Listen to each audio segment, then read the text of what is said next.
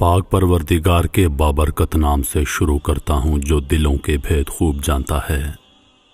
تمام ناظرین کو روحیل وائس چینل میں دل کی گہرائیوں سے خوش آمدید اور محبتوں بھرا السلام علیکم۔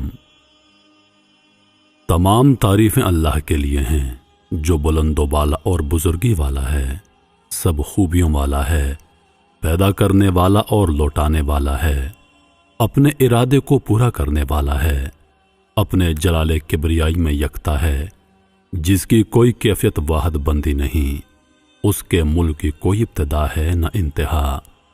اس نے تمام انسانوں کو پیدا فرمایا اور ہدایت کی طرف رہنمائی کے لیے ان کو صحیح راستوں پر چلایا اور انہیں اپنی پسندیدہ صورت میں پیدا فرمایا اور ہمیشہ کی زندگی اور نعمتوں والی جنت کی بشارت عطا فرمائی، نکاح عبرت عطا فرمائی اور عذاب جہنم اور وعیدوں کے ذریعے اسے ڈرایا اور انسان پر اپنا شکر ادا کرنا لازم فرمایا۔ اے موت سے غافل انسان، دیکھ تو صحیح، تیری مضبوط عمر کا ایک حصہ گزر چکا ہے، کب تک تو غفلت کی نیند سوتا رہے گا؟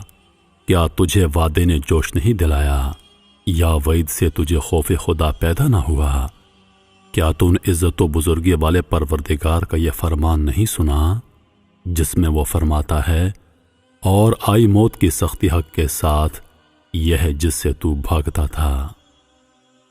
حضور نبی کریم صلی اللہ علیہ وآلہ وسلم جب مرض موت میں مبتلا ہوئے تو ارشاد فرمایا، موت کی بہت سختیاں ہیں، ہر شخص پر موت کی سختیاں اس کے دنیا میں کیے ہوئے اعمال کے مطابق ہوں گی۔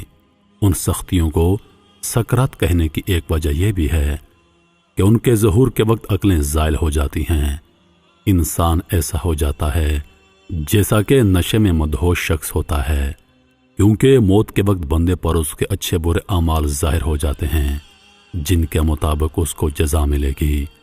پس غیبت کرنے والے کے ہونٹ آگ کی کینچوں سے کاٹے جائیں گے اور غیبت سننے والے کے کانوں میں جہنم کی آگ بھر دی جائے گی۔ ظالم کی روح ہر مظلوم پر تقسیم کر دی جائے گی۔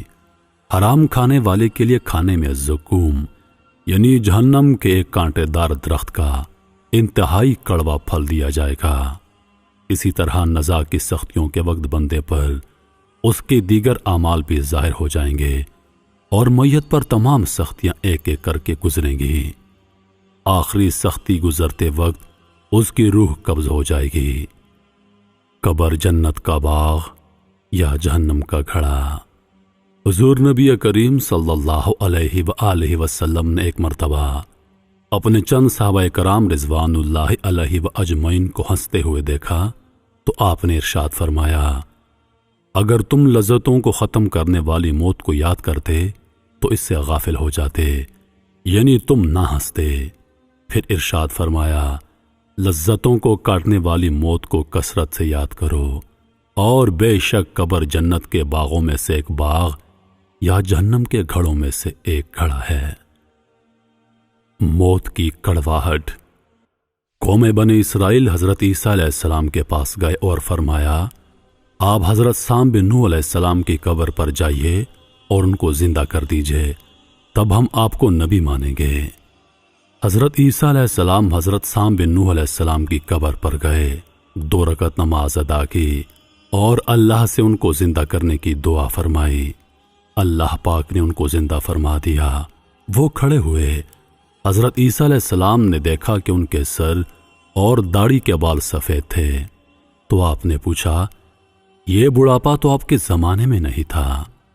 تو انہوں نے جواب دیا، جب میں نے آواز سنی تو گمان ہوا کہ شاید قیامت قائم ہو گئی ہے، اس کے خوف سے میرے سر اور داڑھی کے بال سفید ہو گئے ہیں۔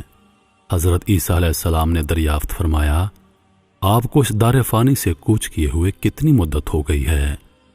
انہوں نے بتایا، مجھے دنیا سے رخصت ہوئے 400 سال ہو گئے ہیں، لیکن موت کے کڑواہٹ ابھی تک مجھ سے دور نہیں ہوئی۔ اللہ اکبر۔ حضرت سیدنا وہاب بن منبہ رحمۃ اللہ علیہ فرماتے ہیں کہ ہم کو یہ بات معلوم ہوئی کہ اس جہان فانی سے کوچ کرنے والے مرنے سے پہلے ان دونوں فرشتوں کو دیکھ لیتا ہے جو اعمال کو دنیا میں محفوظ کیا کرتے تھے۔ اگر وہ شخص بھلائی کے کام کرتا تھا تو فرشتے کہیں گے اللہ تمہیں ہماری طرف سے بہترین جزا عطا فرمائے، تو نے ہمیں خیر و برکت کی بہت سی مجلسوں میں بٹھایا اور ہمارے پاس اعمال صالح کا ذخیرہ جمع کیا۔ اگر وہ شخص برے کام کرتا تھا تو فرشتے کہیں گے اللہ پاک تم کو ہماری طرف سے اچھی جزا نہ دے، تو نے ہمیں شر کی بہت سی مجلسوں میں بٹھایا اور بری گفتگو سنوائی۔ اس وقت اس کی آنکھیں پتھرا جاتی ہیں، پھر وہ دنیا کی طرف کبھی نہیں لوٹتا۔ حضور نبی کریم صلی اللہ علیہ وآلہ وسلم نے ارشاد فرمایا، قبر کی آزمائش اور اس کے عذاب سے اللہ سے پناہ مانگو۔ بے شک بندہ مومن جب دنیا سے کوچ کر رہا ہوتا ہے تو سورج کی طرح سفید چہرے والے فرشتے اس کے پاس آتے ہیں۔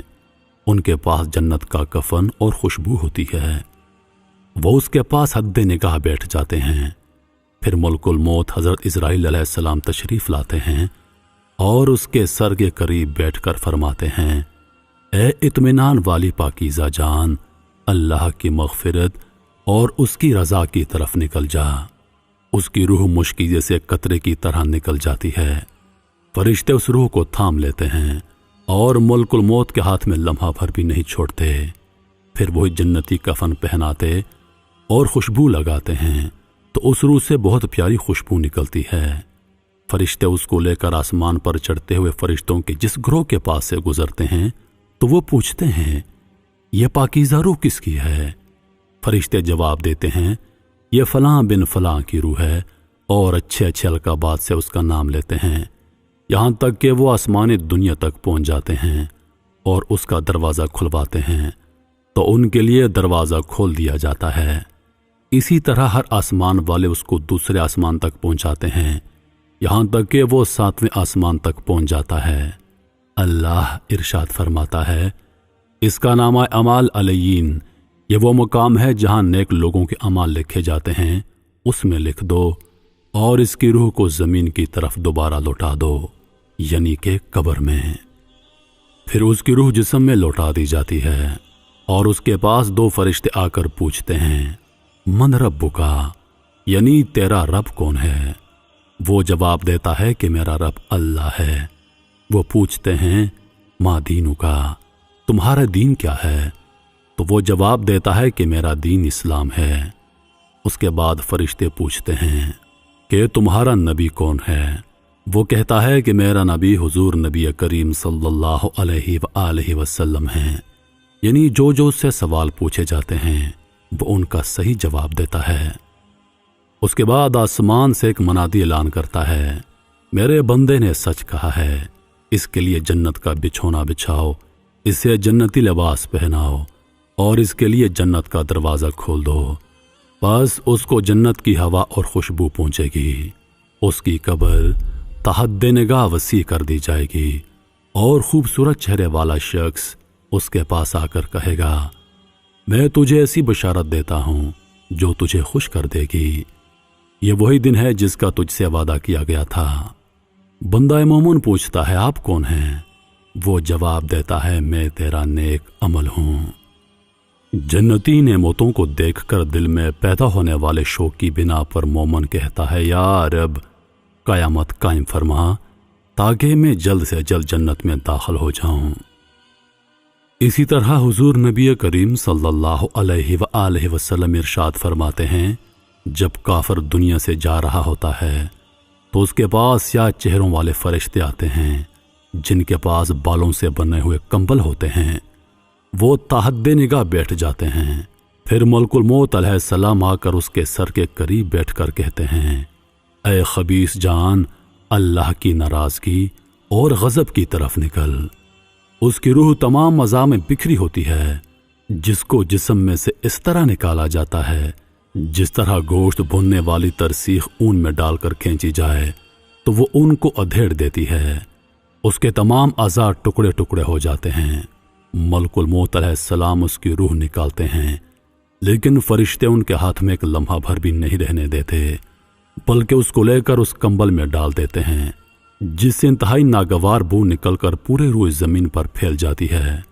پھر وہ اس کو پکڑ کر ملائکہ کے جس گروہ کے پاس سے گزرتے ہیں تو وہ پوچھتے ہیں یہ خبیث روح کس کی ہے؟ فرشتے جواب دیتے ہیں یہ فلاں بن فلاں کی روح ہے، اور برے برے القابات سے اس کا نام لیتے ہیں، یہاں تک کہ وہ آسمان دنیا تک پہنچ جاتے ہیں۔ آسمان کا دروازہ کھلوانا چاہتے ہیں لیکن اس کے لیے نہیں کھولا جاتا۔ پھر اس کے جسم میں روح دوبارہ ڈال کر قبر میں بھیج دیا جاتا ہے۔ قبر میں آ کر فرشتے اس سے سوال پوچھتے ہیں تو وہ کہتا ہے ہائے افسوس میں نہیں جانتا۔ وہ پھر پوچھتے ہیں، پھر وہ کہتا ہے ہائے افسوس میں نہیں جانتا۔ پھر آسمان سے اعلان کرنے والا اعلان کرتا ہے اس نے جھوٹ بولا، اس کے لیے آگ کا بچھونا بچھاؤ اور آگ کا لباس پہنا کر جہنم کا دروازہ کھول دو۔ بس جہنم کی سخت گرمی اسے آن پہنچتی ہے، اس پر قبر تنگ ہو جاتی ہے، یہاں تک کہ اس کی پسلیاں بکھر جاتی ہیں۔ پھر اس کے پاس ایک بدصورت گندے کپڑوں اور انتہائی ناگوار بو والا شخص آ کر کہتا ہے میں تجھے ایسی خبر دیتا ہوں جو تجھے غمگین کر دے گی، جان لو یہ وہی دن ہے جس کا تم سے وعدہ کیا گیا تھا۔ تو وہ اس سے پوچھتا ہے تو کون ہے؟ وہ جواب دیتے ہوئے کہتا ہے میں تیرا دنیا میں کیا ہوا خبیث عمل ہوں۔ تو وہ مردہ کہتا ہے اے میرے رب، قیامت قائم نہ فرما کہ میں جہنم میں داخل ہو جاؤں گا۔ موت کے بعد 70 سخت ہولناکیاں ہیں۔ سرکار دو عالم حضرت محمد مصطفیٰ صلی اللہ علیہ وآلہ وسلم کا ارشاد پاک ہے موت کی سختیاں تلوار کی 1000 ضربوں سے زیادہ شدید ہیں، اور بے شک اس کے بعد بھی 70 ہولناکیاں ہیں جن میں سے ہر ایک موت سے 70 گنا زیادہ سخت ہے۔ محترم عزیز دوستو، یہ سب کچھ جان لینے کے باوجود یہ غفلت کیسی؟ حالانکہ تمہیں بوسیدہ ٹھکانے کی طرف لوٹنا ہے، ہم سب کو بوسیدہ ٹھکانے کی طرف لوٹنا ہے، ہم سب کو قبر کی طرف لوٹنا ہے، تو یہ لاپرواہی کیسی؟ زندگی مختصر ہے، کب تک سرکشی اور کوتاہی کرتے رہیں گے؟ یہ سستی کیسی؟ حالانکہ ہم کو ڈرانے والوں نے بھی ڈرایا ہے، اللہ کی قسم حبیب کے دروازے سے تمہارا پیچھے رہنا تمہاری بری تدبیر ہے۔ کب تک ہم تکبر کرتے رہیں گے حالانکہ اللہ پاک دیکھ رہا ہے؟ اے میرے بھائیو، جوانی میں تمہارا گھومنا پھرنا تمہیں پریشان کر دے گا، اور اپنے نفس کے دھوکے کی طرف مائل ہونا تمہیں بدل دے گا، اور تمہارا نعمتوں والے گھر کو چھوڑ کر جہنم کی طرف بھاگنا تم کو تبدیل کر دے گا۔ کیا تم قبر میں اپنے ٹھکانے کو بھول گئے ہو؟ ہاں، گناہوں نے تمہارے دل کو سیاہ کر کے تم کو بدل کر رکھ دیا ہے۔ کیا تم اس گھڑی کو یاد نہیں کرتے جس کی ہولناکی سے تمہاری پیشانی سے پسینہ بہہ جائے گا، جس کے آنے سے زبانیں گونگی ہو جائیں گی اور آنکھوں سے افسوس کے قطرے ٹپکنے لگیں گے؟ اللہ ہم پر رحم فرمائے۔ قیامت کے منظر کو یاد رکھو، کیونکہ معاملہ بہت سخت ہے، اور اپنی بقیہ عمر جلدی جلدی نیکیاں کرنے میں گزار دو، ورنہ موت کے بعد ہم سب کو ندامت کا سامنا کرنا پڑے گا۔ اللہ پاک ہم سب کو سمجھنے اور نیک اعمال کرنے کی توفیق عطا فرمائے۔ آمین یا رب العالمین۔